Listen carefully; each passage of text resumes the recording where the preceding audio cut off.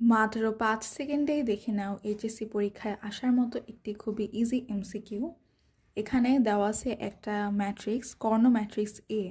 তো এরকম যদি কোনো কর্ণ ম্যাট্রিক্স দেয়া থাকে তাহলে আমরা এটার ইনভার্স করার সময় শুধুমাত্র করব কি, এটার ইনভার্স ইজ ইকুয়ালস টু আমাদের যে মুখকর্ণ বরাবর যে ভুক্তিগুলো সেগুলোকে জাস্ট ইনভার্স করে দিব।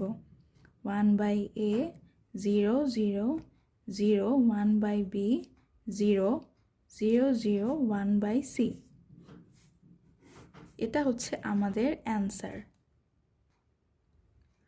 তোমরা যদি প্রিভিয়াস কোনো কোয়েশ্চেন সলভ করে থাকো তাহলে দেখবা যে এটা ঢাকা বোর্ড 17তে এসেছে।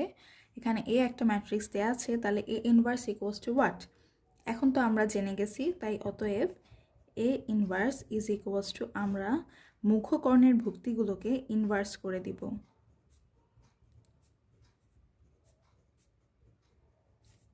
তো এটাই হচ্ছে আমাদের কাঙ্ক্ষিত অ্যান্সার।